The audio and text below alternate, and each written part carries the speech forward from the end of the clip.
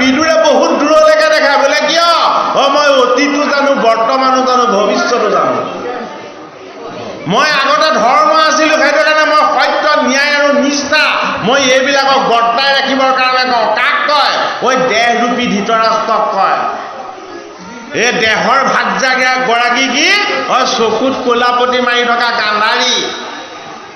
এই গান্ধাৰী হ'ল দেহৰ ভাজ্যা, ধৃতৰাষ্ট্ৰৰ ভাজ্যা। সেইটো কাৰণে গান্ধাৰী কি? সংসাৰৰ বাহ্যিকমুখী বৃত্তিবিলাক। এই সংসাৰৰ বাহ্যিকমুখী বৃত্তিবিলাকৰ নাম হ'ল গান্ধাৰী। সদায় চকুত কলাপতি মাৰি আছে বোলে কিয়? মোৰ স্বামী অন্ধ, ধৃতৰাষ্ট্ৰ, তেওঁ চকুৰে নেদেখে, হয়নে? এই জীৱ হ'ল বিদুৰ। বোলে কি? মই আগতেও সত্য পথটোৱেই দেখোঁ, বৰ্তমানো সত্য পথটোৱেই দেখোঁ, আৰু মই ভৱিষ্যতেও সত্য পথেই দেখোঁ। সেইটো কাৰণে গোটেই জীৱনটো এই জীৱৰূপী বিদুৰে দেহৰূপী ধৃতৰাষ্ট্ৰক নীতি জ্ঞান দিলে, ঈশ্বৰ জ্ঞান দিলে আৰু শাস্ত্ৰ জ্ঞান দিলে, কিন্তু নেমানিলে এটাও। কিয় নেমানিলে? নমনাৰ কাৰণটো এইটোৱে, আমি জানো মানিছোঁ? হয়নে বাৰু? আমি জানো শাস্ত্ৰৰ কথা, ভাগৱতৰ কথা, গীতাৰ কথা আমি জানো মানিবলৈ যত্ন কৰিছোঁ? ইয়াতে শুনিলোঁ, ইয়াতে এৰিলোঁ, ঘৰ পোৱাৰ লগে লগে সকলো পাহৰিলোঁ, হয়নে বাৰু? ধৃতৰাষ্ট্ৰৰ চৰিত্ৰটো যেনিবা তাত অভিনয় কৰি দেখাই যে আমাৰ অভিনয় কৰিবই নালাগে, নিজে নিজে চলি আছে। এই ভাগৱত শাস্ত্ৰই সেইটো কাৰণে কি কৰিব বিচাৰিছে? আমাক শুদ্ধ কৰিব বিচাৰিছে। বোলে কি? তোমাৰ লগত থকা এই বিদুৰৰূপী জীৱটোক মৈত্ৰেয়ৰূপী ঋষিৰ আত্মাস্বৰূপ ঈশ্বৰৰ আশ্ৰমলৈ নিয়া। এই আত্মাস্বৰূপ ঈশ্বৰে তোমাক সকলো কথা কৈ দিব। বোলে কি? এইয়া ধৰ্ম আৰু মূৰ্তিৰ কথা ক'লে। কি বুলি ক'লে? ধৰ্ম হ'ল আমাৰ আত্মা, আত্মা নিৰ্গুণ। এই ধৰ্মৰূপী আত্মা ক'ত আছে? এই ধৰ্মৰূপী আত্মা আছে আমাৰ এই দেহটোত। এই দেহটো কি? এই দেহটো নৰ শৰীৰ।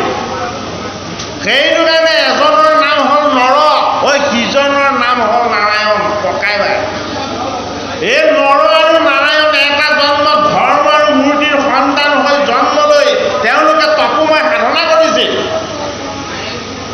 এই তপোময় সাধনাৰ ফচল হৈ দাপৰ যুগত কুন্তীৰ তনয় হৈ নৰ হ'ল অৰ্জুন আৰু নাৰায়ণ হ'ল দৈৱকী নন্দন কৃষ্ণ। বোলে কি? আগৰ জন্মত মই যোগ কৰিছিলোঁ, সাধনা কৰিছিলোঁ, এইবাৰ মই তোমাক যোগ শাস্ত্ৰ কওঁ। কিয়? আগৰ জন্মত তুমি মোক দেখি যোগ কৰিছিলা, মোক চিন্তা কৰিছিলা, মোক উপাসনা কৰিছিলা। এইটো জন্মত মই তোমাক কি কৰিম? মই যোগ সাধনাৰ দ্বাৰা, মোৰ ঈশ্বৰ উপাসনাৰ দ্বাৰা মই নিজক কেনেদৰে আনন্দিত কৰিছিলোঁ, এইবাৰ মই তোমাক সেইখিনি গীতা আকাৰত কওঁ। সেইটো কাৰণে গীতা কি? গীতা হ'ল যোগ শাস্ত্ৰ। কাক ক'লে? মধ্যম পাণ্ডৱ অৰ্জুনক ক'লে। সেইটো কাৰণে গীতাৰ শ্লোকটোৰ বৈশিষ্ট্য চাওক। প্ৰথম শ্লোকটো ৰাখিছে গীতাত কোনে? অন্ধ ধৃতৰাষ্ট্ৰই। প্ৰথমটো শ্লোক অন্ধজনে ৰাখিছে। বোলে কি? শ্লোক প্ৰথম জীৱই ৰাখিব লাগিব, জীৱ মোহদণ্ড, মায়াদণ্ড। সেইটো কাৰণে গীতাৰ যোগেদি আমাক ঈশ্বৰ জ্ঞান দিব বিচাৰিছে অৰ্জুনক দিয়াৰ চলেৰে।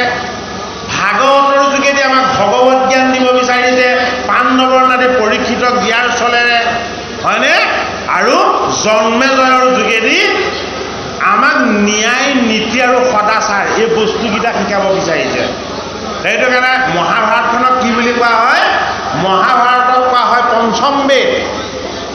4 বেদতকৈও যিখন শ্ৰেষ্ঠ সেইখন হ'ল পঞ্চম বেদ। সেইটো কাৰণে পঞ্চম বেদ মহাভাৰত কাক কৈছে? বৈশম্পায়ন ঋষিয়ে জন্মেজয়ক কৈছে। এই ৰজগুণী জীৱনটোক বৰ্তাই ৰাখিবলৈ হ'লে, এই ৰজাৰ সিংহাসনখন ভালদৰে চলাই ৰাখিবলৈ হ'লে আমাৰ লগত ন্যায়, নীতি আৰু সদাচাৰ এই 3টা বস্তু থাকিব লাগিব। এই ন্যায়, নীতি আৰু সদাচাৰৰ শিক্ষা যি শাস্ত্ৰই দিছে সেয়া হ'ল মহাভাৰত। কেনেকে দিছে? দুঃশাসনৰ দুষ্ট বৃত্তিবিলাক দেখাই যায়। বোলে কি? কুলবধূৰ বস্ত্ৰ হৰণ কৰে। কৰিছেনে নাই?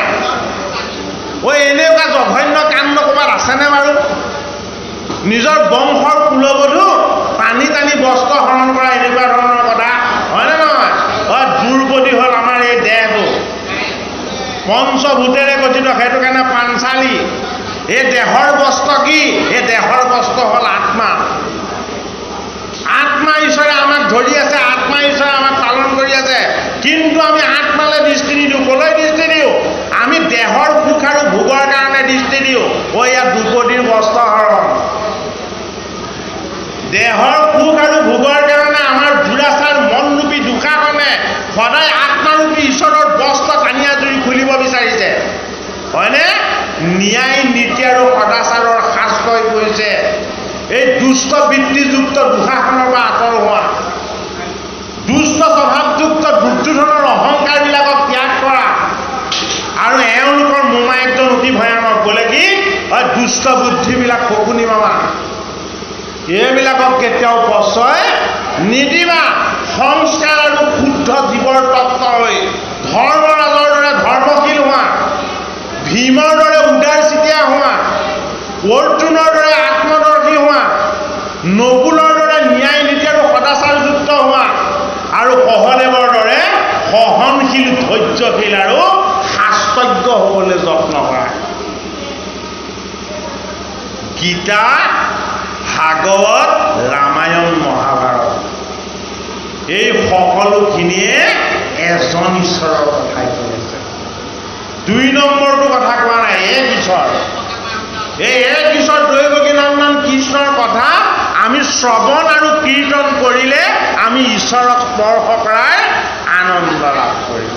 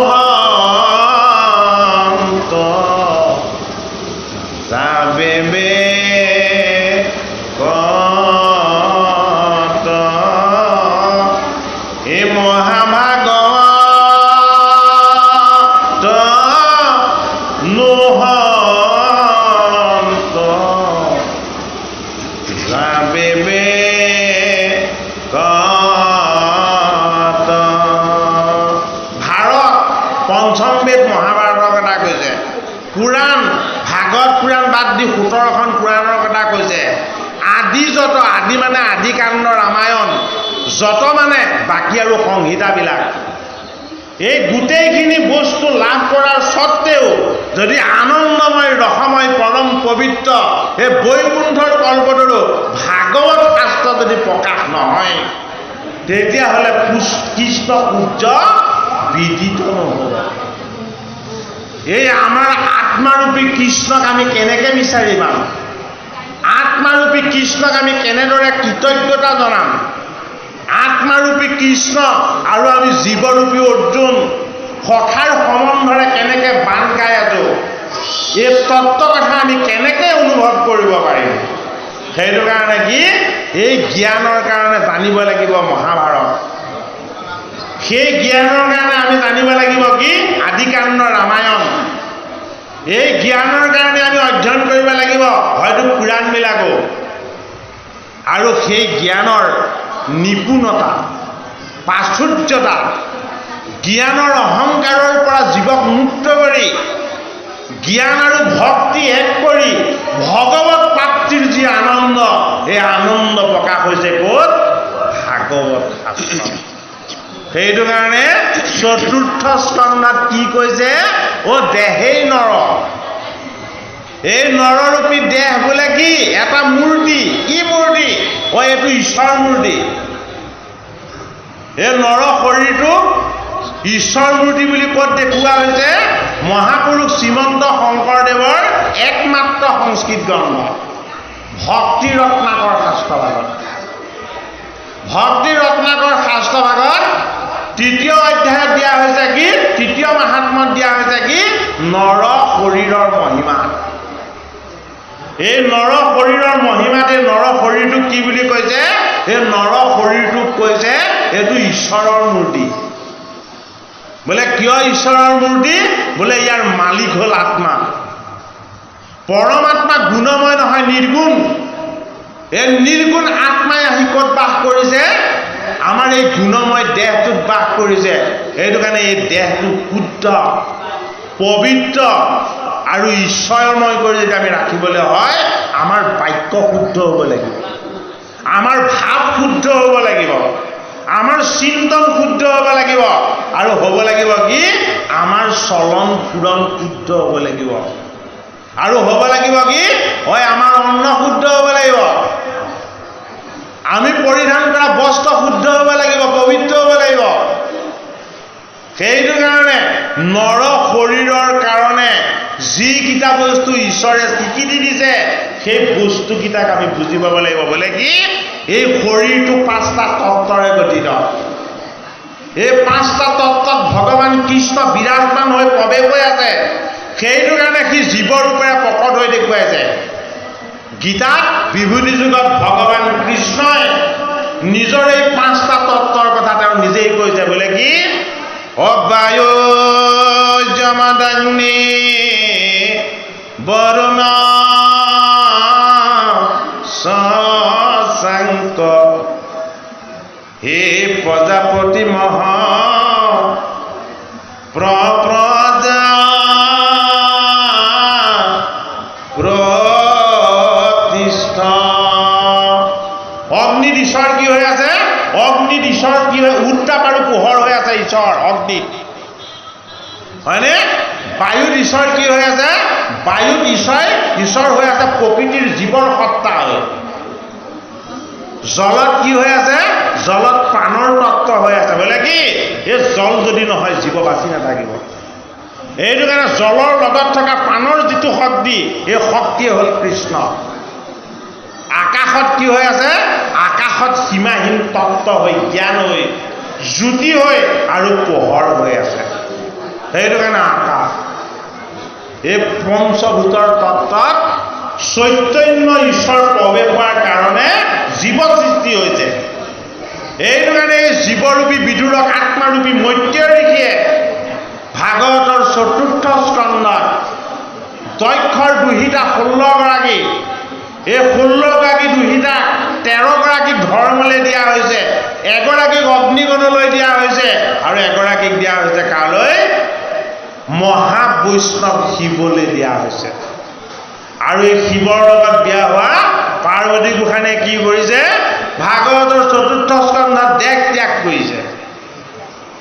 এই দেহ ত্যাগ কৰিবই লাগিব। এই দেহটো কোনেও লৈ যাব নোৱাৰে, ইয়াত ভূমিত থাকিবই, হয়নে বাৰু? এই দেহৰ প্ৰতি মোহ নাইকিয়া হ'ব লাগিব, তেতিয়াহে দেহ ত্যাগ কৰিব পাৰিব, হয়নে বাৰু? ইচ্ছা মৃত্যু দিছিলে কাক? পিতামহ ভীষ্ম। তেওঁ পিতৃ শান্তনুৱে তেওঁক ইচ্ছা মৃত্যুৰ বৰ দিছিলে। হে মোৰ পুত্ৰ দেৱব্ৰত, মই তোমাৰ পিতৃগুৰু, মই তোমাক সন্তুষ্ট হৈ মই তোমাক আজি দুহাত দাঙি বৰ দিছোঁ। বোলে কি? যিদিনাখন তুমি ইচ্ছা কৰিবা সেইদিনাখন তোমাৰ মৃত্যু হ'ব। তুমি নিজে যেতিয়ালৈকে মৃত্যু স্বীকাৰ নকৰিবা সেইদিনাখনলৈকে তোমাৰ মৃত্যু নহয়, হয়নে? শান্তনুৰ লগত ঈশ্বৰে এটা বৰ শুদ্ধ গুণ দিছিলে। কি গুণ দিছিলে? শান্তনুৱে বৃদ্ধ মানুহক অমৃত দৃষ্টিয়ে চাই দিলে 1600 বছৰীয়া গাভৰু হৈ যায়। শান্তনুৱে বৃদ্ধ লোক এজনক অমৃত দৃষ্টিয়ে চাই দিলে আকৌ তেওঁ তৰুণ যুৱক হৈ যায়। সেইটো কাৰণে কি হ'ল, ঐ পুত্ৰ এটা বচাই ৰাখিলে ভীষ্ম, কিমান বছৰ জীয়াই থাকিলে। নাতিনী পৰিণাতি কেইটা জেনেৰেশ্যন পাৰ হৈ গ'ল তাৰ ঠিক নাই। ভীষ্মৰ মৃত্যু নহয়। সেইটো কাৰণে কি, পৰীক্ষিত পাণ্ডৱৰ যদিও নাতি, ভীষ্ম বহুত যুগৰ পিতামহ। গতিকে আমাক ভাগৱত শাস্ত্ৰই, গীতা শাস্ত্ৰই ঈশ্বৰৰ আশীৰ্বাদৰ ভাগ যদি জীৱৰ লগত থাকে তেতিয়াহ'লে সি দীৰ্ঘজীৱী হয়। আমাক প্ৰমাণ দিছে। পিতামহ ভীষ্ম কাৰ ককাক আছিলে? আৰে পাণ্ডু আৰু ধৃতৰাষ্ট্ৰৰো ককাক আছিলে। গতিকে কেইটা জেনেৰেশ্যন তেওঁ বাচি থাকিলে? কিয় বাচি থাকিলে? পিতৃ আছিলে শান্তনু পিতৃৰ কেনেকুৱা ধৰণৰ আছিলে? ভীষ্মই জীৱনত বাক্যৰ ব্ৰত পালন কৰিছে। বোলে কি, মোৰ নিজৰ সুখ মই কেতিয়াও নিবিচাৰোঁ। মই কাৰ সুখ বিচাৰিম? মোৰ পিতৃয়ে ঈশ্বৰ, মোৰ পিতৃয়ে গুৰু। মই মোৰ পিতৃ গুৰুৰ সুখ আৰু আনন্দৰ কথাহে চিন্তা কৰিম। সেইটো কাৰণে নিজে ব্ৰহ্মচাৰী হ'ল। ধীবৰৰ কন্যাক বিবাহ কৰাই আনি দিলে সত্যৱতী নিজৰ পিতৃৰ কাৰণে। হয়নে বাৰু? হয়, যিটো কাম ত্ৰেতা যুগত ৰামচন্দ্ৰই কৰিছিলে। পিতৃৰ বাক্য আৰু পিতৃৰ সত্য আৰু মাতৃৰ বাক্য, এই দুটাক যি পালন কৰে সেয়া আত্মাৰূপ, সেইজন ৰাম। পিতৃক ভগৱত জ্ঞান কৰি পিতৃৰ সুখ আৰু আনন্দৰ কাৰণে যি জীৱ হৈ জন্ম লৈ এই পৃথিৱীত জীয়াই থাকে, সেইজন বৈষ্ণৱ। বোলে কি, পিতামহ ভীষ্ম। সেইটো কাৰণে ভীষ্মৰ অন্তিম সময়ত মুখ্য লাভ হৈছে। কেনেকে মুখ্য লাভ হৈছে? এই পাণ্ডৱসকলক পিতামহ ভীষ্মই কৃষ্ণক পৰিচয় কৰি দিলে। এই পাণ্ডৱসকলে কৃষ্ণক চিনি নাপাইছিলে। আপোনালোকে জানেনে বাৰু সেইটো কথা?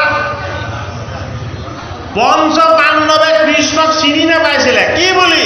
পৰমাত্মা বুলি, পৰম পিতা বুলি, পৰম ঈশ্বৰ বুলি চিনি নাপাইছিলে। সেইটো কাৰণে মধ্যম পাণ্ডৱ অৰ্জুনে কৃষ্ণক কান্ধত ঢকিয়াই কথা কৈছিলে। ভীমে কি বুলি কৈছিলে? ঐ গোৱালৰ ল'ৰা বুলি মাতিছিলে ভীমে কৃষ্ণক সদায় গোৱালৰ ল'ৰা বুলি মাতে, গৌৰখীয়া ল'ৰা। আৰু নকুল সহদেৱে কি বুলি মাতিছিলে? নকুল সহদেৱে জ্যেষ্ঠ দাদা বুলি মাতিছিলে। আৰু ধৰ্মৰাজ যুধিষ্ঠিৰে কি বুলি মাতিছিলে?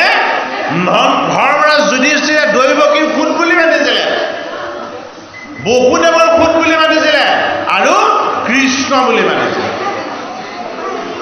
গতিকে ভাগৱত শাস্ত্ৰই আমাক কৃষ্ণৰ পৰিচয় দিব বিচাৰিছে। পাণ্ডৱে নাজানিছিলে কৃষ্ণ যে ঈশ্বৰ। সৰসজ্ঞাত শুই থকা ভীষ্মই আঙুলি টুৱাই দেখুৱাই পাণ্ডৱক পৰিচয় কৰি দিলে। বোলে কি, এওঁই কাল, এওঁই মহাকাল, এওঁ ইচ্ছাতেই গোটেই জগত চলি আছে। তোমালোকে এওঁক জ্ঞাতি বুলি ভাবিছিলা, তোমালোকে এওঁক কুটুম্ব বুলি ভাবিছিলা, তোমালোকে এওঁক মিত্ৰ বুলি ভাবিছিলা। এয়া তোমালোকৰ অজ্ঞান আছিলে। এওঁই পৰম পিতা, এওঁই পৰমেশ্বৰ। সেইটো কাৰণে ভীষ্ম কি? ভীষ্ম বৈষ্ণৱ। কিয় বৈষ্ণৱ? কৃষ্ণৰ পৰিচয় পাণ্ডৱক দিছিলে। যি কৃষ্ণৰ পৰিচয় জীৱক আগবঢ়ায় সেয়া বৈষ্ণৱ। লগত থাকোঁতেও কৃষ্ণক চিনি নাপালে, তেওঁ যে ভগৱান। কোনে পৰিচয় কৰি দিলে? পিতামহ ভীষ্মই পৰিচয় কৰি দিলে। এওঁ বাক্যই সত্য, এওঁ ইচ্ছাই সত্য। তোমালোকৰ পক্ষত ধৰ্মিষ্ঠ যুধিষ্ঠিৰ, মহাধনুৰ্ধৰ অৰ্জুন আৰু গদাধৰ বিকুদৰ থাকোঁতেও তোমালোকৰ সদায় দুখ কষ্ট আৰু যান্ত্ৰণা গ'ল। বোলে কি, এই কৃষ্ণই যিটো দিছে সেইটোৱে সত্য, সেইটোকে সত্য বুলি মানিবা। এওঁই জগতৰ ঈশ্বৰ। গতিকে আমিও মানি ল'বলৈ অভ্যাস কৰিব লাগিব। বোলে কি, আমাৰ আত্মা ঈশ্বৰ কৃষ্ণ। এই আত্মা ঈশ্বৰ কৃষ্ণৰ সন্তুষ্টিৰ কাৰণে আমি তেওঁক মাতিব লাগিব। কি বুলি? ৰাম বুলি, কৃষ্ণ বুলি, হৰি বুলি। যিখন মুখেৰে ৰাম কৃষ্ণ হৰি উচ্চাৰণ হোৱা নাই, সেই মুখত কি বুলি কৈছে সেই মুখত ডাষ্টবিন বুলি কৈছে বাটতে যিখন মুখেদি ভগৱন্তৰ নাম উচ্চাৰণ হোৱা নাই সেইটো কাৰণে আমাৰ এই মুখ পদ্ম সদৃশ পবিত্ৰ হ'ব আমাৰ এই মুখ পদ্ম সদৃশ স্নিগ্ধ হ'ব আমাৰ এই মুখ কি হ'ব মুখ পদ্ম হ'ব যদিহে আমি পদ্ম সম নাভিজাৰ প্ৰণামহো বাৰম্বাৰ বুলি স্তুতি কৃষ্ণ হে কৃপালু গুৰুমূৰ্তি বাকাণ্ড সমস্ত আমি বহুত সময় অৱশ্যে ব্যাখ্যা আগবঢ়াইছোঁ 1 ঘণ্টা হৈ গ'ল গতিকে আপোনাৰ পাঠয়ে অকণমান পাঠ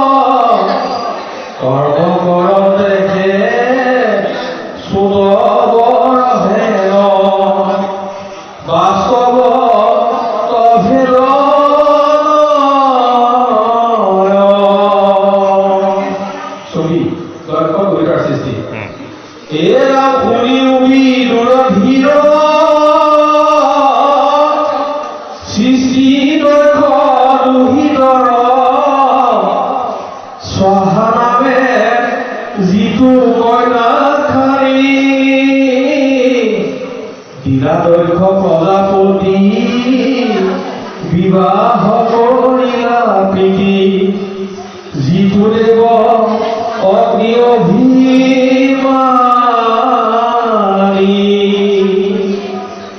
তাহাৰ গৰ্ভতে জাত সমস্তে বেদতে খ্যাত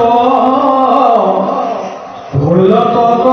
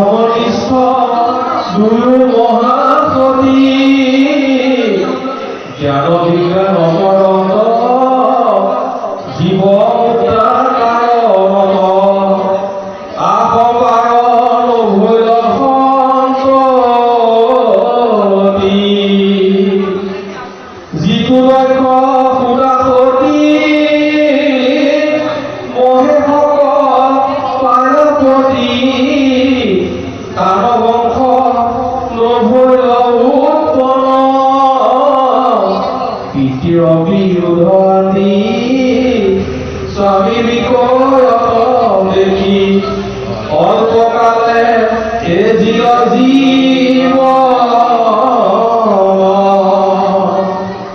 কবিৰ উপদেশ চতুৰ্থ স্কন্ধৰ এইটো প্ৰথম অধ্যায়ৰ কথা এই মানে ভৈৰা সমাপতি গোপালৰ চৰণৰ তাকে নিৰূপণ কৰিল জয় ৰাম নাম মূঢ়ামতি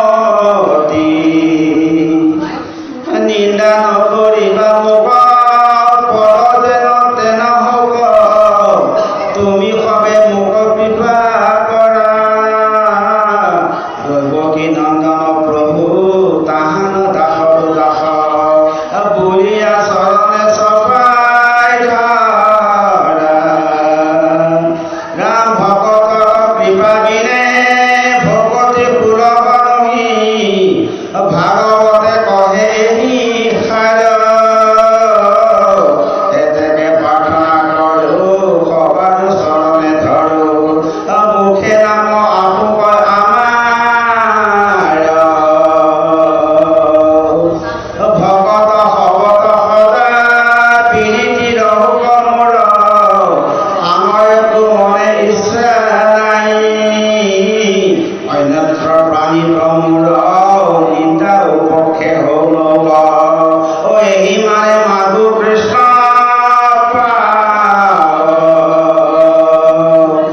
হৰি ৰূপ মনে সদা কৰ্ণ কৰহুক কথা মুখ ভৰি কমু গুণ এই মানে অনুগ্ৰহ কৰিওক মুখ সবে তাকি সবে পুৰা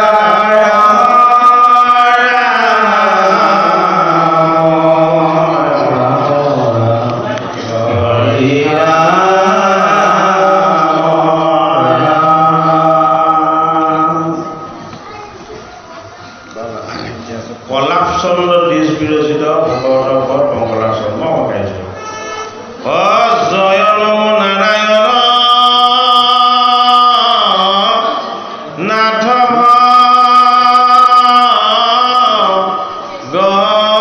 ভগৱন্ত এ যাহাৰ মায়াত পুৰ মুনি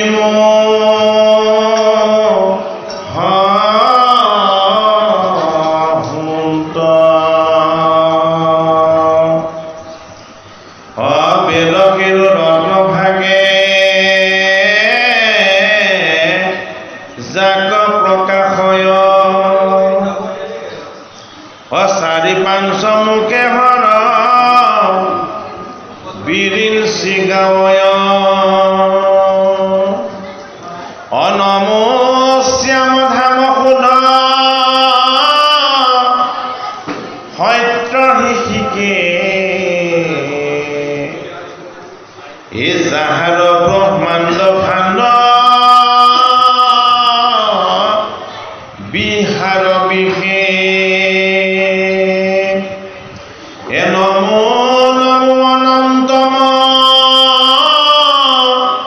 হন্ত মহাশয় এ দুৰ্জনৰ বহিত জিত জয় জয় এ নম ত্ৰিপুৰাণী দুঃখ হাৰিত্ৰী নয়ন বিপৰীত বেশদাৰ পঞ্চম বয়ন পাৰ্বতী নায়ক নমো মুকতি দায়ক বিষভ বাহন নমো দমৰু বায়ক এই ভাগৱত শাস্ত্ৰ ভাগত কেৱল ভগৱান কৃষ্ণকেহে উপাসনা কৰা হৈছে কিন্তু এই কৃষ্ণৰ গুঞ্জ আৰু লীলাৰ এই ভাগৱত শাস্ত্ৰত সন্ত সাধু মহন্ত বৈষ্ণৱ ভকত এই সকলকো ঈশ্বৰ জ্ঞান কৰি তেওঁলোককো স্তুতি কৰা হৈছে। এতিয়া ভাগৱতৰ কাহিনীৰ কথা আৰম্ভ কৰিবলৈ যোৱাৰ আগতে পদ আৰম্ভ কৰিছে দক্ষ প্ৰজাপতিৰ কন্যাসকলৰ বিবাহ আৰু দক্ষ প্ৰজাপতি আৰু শিৱৰ দণ্ড। এই শীৰ্ষৰ পদে আমাক দক্ষ প্ৰজাপতি, শিৱ, বৈষ্ণৱ আৰু পাৰ্বতী এইসকলৰ কথাৰে আমাক ঈশ্বৰৰ তত্ত্বজ্ঞান দিব বিচাৰিছে। কিন্তু তাৰ আগতে আমাক পদে জনাইছে কি বুলি? পদে আমাক আজ্ঞা কৰিছে কি কৰিবৰ কাৰণে? যে তোমাৰ মনটো চাগে অশুদ্ধ হৈ থাকিব পাৰে, তোমাৰ ভাৱটো কিজানি বেলেগ কথালৈ গৈ থাকিব পাৰে। মন আৰু ভাৱ এই দুটা যদি স্থিৰ নহয় তেতিয়াহ'লে ভাগৱত ভগৱন্তৰ ঈশ্বৰৰ কথা তোমাৰ আত্মা ঈশ্বৰ হৃদয়ত প্ৰৱেশ নহ'ব। সেইটো কাৰণে কি কৰা? তুমি তোমাৰ আচৰণ সংস্কাৰ কৰি লোৱা। এই আচৰণটোক ভকতিৰ সংস্কাৰযুক্ত কৰিবলৈ প্ৰহ্লাদ চন্দ্ৰ দ্বিজে এই ভাগৱতৰ যি পদ ৰচনা কৰিছে তাৰ প্ৰাৰম্ভত আমাক দিছে কি? মংগলাচৰণ। মংগলময় কি? মংগলময় হ'ল জীৱ। জীৱক কি বুলি কোৱা হয়? জীৱক মংগলময় বুলি কোৱা হয়। জীৱৰ তত্ত্বটোক কি বুলি কোৱা হয়? জীৱৰ তত্ত্বটোক শিৱ বুলি কোৱা হয়। সেইটো কাৰণে শিৱ মানে কি?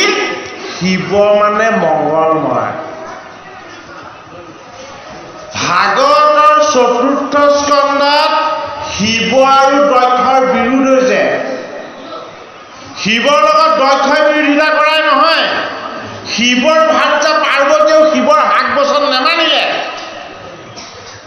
ভাগৱতৰ দ্বাদশ স্কন্ধত কি হৈছে? মাৰ্কেন্দ্ৰেয় ঋষিয়ে কৃষ্ণক স্মৰণ কৰি আছিলে। মাৰ্কেন্দ্ৰেয় ঋষিয়ে কৃষ্ণৰ নাম জপ কৰি আছে। মাৰ্কেন্দ্ৰেয় ঋষিয়ে কৃষ্ণক তেওঁৰ ওচৰলৈ মাতি আছে আৰু সন্মুখত আহি ৰৈ দিলে কি? হাতত তম্বৰু লৈ মহাবৈষ্ণৱ শিৱ। কাষত আহি ৰৈ দিলেহি কোন? কাষত আহি ৰৈ দিলেহি পাৰ্বতী। মাৰ্কেন্দ্ৰেয় ঋষি এতিয়া হতভম্ব হৈছে। বোলে কিয়? মই মাতিছিলো কৃষ্ণ, উপাসনা কৰিছিলো কৃষ্ণ, মই ভাবিছিলো কৃষ্ণ, কিন্তু মোৰ সন্মুখত আহি ৰৈছে শিৱ আৰু মোৰ সন্মুখত আহি ৰৈছে পাৰ্বতী। কিয়? তেতিয়া ভাগৱত বৈকুণ্ঠৰ শাস্ত্ৰ তত্ত্বৰ ওপৰত বুজাব বিচাৰিছে আমাক। বোলে ঈশ্বৰজনক তুমি নিৰ্গুণ নাম ৰূপত পাবা, গুণ ৰূপত দেখা নোপোৱা। বোলে কি? ঈশ্বৰ গুণত বান্ধ খাই আছে জীৱ হৈ, সেইটো কাৰণে তম্বৰু বজাই শিৱই দেখা দিলে। এই শিৱই মই। বোলে কি? যিমান জীৱ দেখিছে এইবিলাকেই মই। বোলে এই জীৱৰ তত্ত্বটো যদি তুমি নেজানা কৃষ্ণক মাতি লাভ নাই। সেইটো কাৰণে শিৱ কি? শিৱ বৈষ্ণৱ। যদি বৈষ্ণৱক চিনি নাপাওঁ, ভকতক চিনি নাপাওঁ, সাধুক চিনি নাপাওঁ, সন্তক চিনি নাপাওঁ, মহন্তক চিনি নাপাওঁ, কৃষ্ণক মাতি থাকিলেও নাহিব। বোলে কিয় নাহে? কৃষ্ণ হ'ল ভকতক ভাল পোৱা ভগৱান। মোৰ ভকত ৰূপী জীৱ, এই প্ৰকৃতি, এইবিলাকক যি হিংসা কৰে মোক মাতিলেও মই নাযাওঁ। বোলে তাৰ প্ৰমাণ? বোলে ইন্দ্ৰপ্ৰস্থ হস্তিনাপুৰত মোক পাণ্ডৱে মাতে কি বুলি? এই কামাই তুমি এবাৰ আহি যোৱা, এবাৰ তোমাৰ চৰণ দেখা দি যোৱা। কৌৰৱে কি বুলি মাতে? হেৰৌ কোৱালৰ ল'ৰা, তোৰ কষ্ট হৈছে নেকি? এবাৰ আচোন চাওঁ। গতিকে ভগৱত তত্ত্ব, ঈশ্বৰ তত্ত্ব আমি যদি জানি বুজি হৃদয়ংগম কৰিবলৈ হয়, আমি শিৱ পূজা কৰিব নেলাগিব। এতিয়া দুৰ্গা পূজা আহিছেনে নাই হয়নে হাতত ধূপ চাকি তেল লৈ দেৱী মূৰ্তিৰ আগত গৈ আপোনালোকে যদি শৰাই শলিতা দিছে আপোনালোকে পুণ্যৰ ভাগ নাপাব পাপৰ ভাগ পাব মনত ৰাখিব মই ভয় খুৱাই দিয়া নাই কিন্তু এই ভাগৱত শাস্ত্ৰত যিটো কৈছে সেইটো কৈছো যদি ভগৱান কৃষ্ণৰ গুণ যশ আৰু লীলা শ্ৰৱণ কীৰ্তন কৰাৰ পাছত যদি দেৱী মূৰ্তিৰ ওচৰত যদি আশীৰ্বাদ বিচাৰি গৈছে তেতিয়াহ'লে দেৱীয়ে আপোনালোকক আশীৰ্বাদ দিব নোৱাৰিব বোলে কি ময়ো কৃষ্ণৰ চৰণে চিন্তা কৰোঁ মই ভগৱতী দেৱীয়েও ভগৱান কৃষ্ণৰ ভকতৰ পাছে পাছেহে ঘূৰি ফুৰোঁ মই মোৰ পূজাত সন্তুষ্ট নহয় মই মোৰ ভগৱানৰ পূজাতে সন্তুষ্ট হয়নে এক দেও এক সেও এক বিনে নাই কেও মাৰ্কেন্দেয় কোন এজন সাধনময় ঋষি আছিলে এই মাৰ্কেন্দেয় ঋষি কিমান দিন জীয়াই আছিলে 7টা কল্প 7টা কল্প মানে কি এটা কল্প মানে সীমাহীন সময় 7টা কল্প কেৱল সাধনময় হৈ জগতৰ হৰিৰ মায়া দৰ্শন কৰি আছিলে সপ্তকল্প মায়া দৰ্শন কৰি এই মায়াবিলাক দেখি দেখি মাৰ্কেন্দ্ৰই বহুত কষ্ট পাইছিলে আৰু তেতিয়া বাল মুকুন্দক স্তুতি কৰিছিলে কি বুলি স্তুতি কৰিছিলে এই তোমাৰ মায়াবিলাকৰ পৰা মোক মুক্ত কৰা তোমাৰ মায়াবিলাকৰ পৰা তুমি মোক মুক্ত কৰি দিয়া এইটো কাৰণে মায়াৰ পৰা মুক্ত হ'বলৈ বোলে কি দেহ পাৰ্বতী এই দেহেই হ'ল মায়া এই দেহৰ সুখটো সদায় মিছা বস্তু ই স্থায়ী বস্তু নহয় এইটো কাৰণে পৰ্বতময় পাৰ্বতী পূজা কৰিব নালাগে কি কৰিব লাগে জীৱৰূপী বৈষ্ণৱ এই জীৱৰূপী শিৱ এই দেহৰ স্বামী বুলি আমি জানিব লাগিব এই পৰ্বতময় দেহৰ স্বামী হ'ল জীৱ শিৱ এই দুইজনে উপাসনা কৰে কাক এই দৈৱকী নন্দন কৃষ্ণ সেইটো কাৰণে মাৰ্কেন্দ্ৰ ঋষিয়ে যেতিয়া মাতিলে ভগৱান কৃষ্ণ সন্মুখত আহি দেখা দিলে কোন শিৱ শিৱ কি আমাৰ লগত থকা জীৱ হে মাৰ্কেন্দ্ৰ মই তোমাৰ লগত 3 গুণময় বৃত্তিৰ ত্ৰিশূল ধৰি মোৰ নাম গুণ আৰু উপাসনাৰ ডম্বৰু বজাই মই জীৱ হৈ আছো প্ৰথমতে মোক চাই লোৱা এই জীৱৰ তত্ত্ব যদি তুমি নাজানিছা তেতিয়াহ'লে কৃষ্ণ তত্ত্বক তুমি নাজানিবা এই জীৱটো লাগি আছে ক'ত এই তোমাৰ দেহৰূপী ভাৰ্যা পাৰ্বতী এই পৰ্বতময় প্ৰকৃতি পাৰ্বতীক এবাৰ চিনি পাই লোৱা বোলে কি এই পৰ্বতময় দেহ আৰু জীৱৰূপী শিৱ এই দুটা তত্ত্ব বোলে কি মই এই কৃষ্ণ বোলে কি এই দুইটা গুণক মই ধৰি ৰাখো এই দুইটা গুণক মই প্ৰতিপালন কৰো এই দুইটা গুণৰ লগত মই নিৰাকাৰ নিৰ্গুণ ঈশ্বৰ কৃষ্ণ মই দৈৱকী নন্দন হৈ মই বাল মুকুন্দ হৈ বিৰাজমান হৈ আছো ক'ত জগতৰ প্ৰতিটো সেউজীয়া সেইটো কাৰণে কৃষ্ণৰ সুন্দৰতাটো কি শ্যাম সুন্দৰ কৃষ্ণ শ্যাম সুন্দৰ বোলে কি মোৰ সেউজীয়াখিনিয়ে সুন্দৰতা সেইটো কাৰণে এই সেউজীয়া জীৱন বিৰিখৰ পাতটোত বাল মুকুন্দৰূপী পৰমাত্মাক অমৃত চুম্বন কৰি থকা আমি দেখিবলৈ পাব লাগিব কেনেকে পাম যেতিয়া ভাগৱত শাস্ত্ৰৰ কথা আমি শ্ৰৱণ কীৰ্তন কৰিম যেতিয়া আমি গীতা শাস্ত্ৰৰ কথা আমি শ্ৰৱণ কীৰ্তন কৰিম যেতিয়া আমি ভগৱানৰ নাম গুণ যশ আৰু লীলা এইবিলাকৰ দ্বাৰা আমি নিৰাকাৰ ঈশ্বৰক উপাসনা কৰিম এই কায়ৰূপী দেহ পাৰ্বতী শুদ্ধ হ'ব এই জীৱৰূপী শিৱ বৈষ্ণৱ বিষ্ণুৰ অংশ এয়া পবিত্ৰ হ'ব দুইটা বস্তু শুদ্ধ হ'লে আত্মা ঈশ্বৰে আনন্দৰে হাঁহি মাৰিব সেইটো কাৰণে আত্মা কি পৰমাত্মা পৰমানন্দ পৰমাত্মা সচ্চিদানন্দ আৰু পৰমাত্মা সৰ্বদা আনন্দময় এই আনন্দময় হৰিৰ আনন্দৰ ভাগ আমি জীৱ হৈ জন্ম লৈ আমি যাতে লাভ কৰিব পাৰোঁ, সেইটো কাৰণে কাহিনীৰ ৰূপত কি দিছে? কলাপ ছন্দ দিছে, পদবন্ধে নিবন্ধন কৰিছে দক্ষ প্ৰজাপতিৰ কন্যাসকলৰ বিবাহ আৰু দক্ষ প্ৰজাপতি আৰু শিৱৰ বিৰোধ। এই জীৱৰূপী শিৱ দক্ষৰূপী দেহৰ লগত সদায় বিৰোধ। দেহ থকালৈকে জীৱৰ লগত কেতিয়াও একত্ৰ নহয়। এই শাস্ত্ৰই সেইটো কাৰণে দেহ আৰু জীৱক এক কৰি পৰমাত্মা কৃষ্ণক যাতে আমি উপাসনা কৰি আমি যাতে সৰ্বদা ঈশ্বৰৰ আনন্দৰ ভাগ লাভ কৰিব পাৰোঁ। চতুৰ্থ স্কন্ধত জীৱৰূপী বিদুৰক শিৱৰূপী মৈত্ৰেয় এই কথাই জনাই আছে। গতিকে আমাৰ জীৱই শুনিছে ভাগৱত দেই, আমি শুনা নাই। ভাগৱত ক'ৰ শাস্ত্ৰ? বৈকুণ্ঠৰ শাস্ত্ৰ। এই ভাগৱত জীৱটোৱেহে শুনে, আমাৰ দেহে ভাগৱত শুনিব নোৱাৰে। সেইটো কাৰণে দেহ কি হয়? দেহ টোপনি যায়।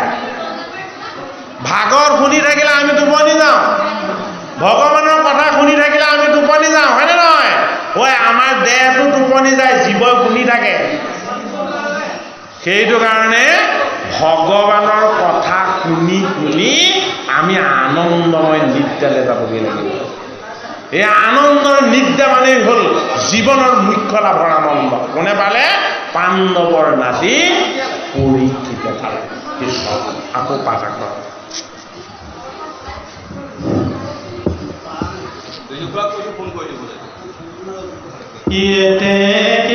হৰি হৰ পদতি ৰে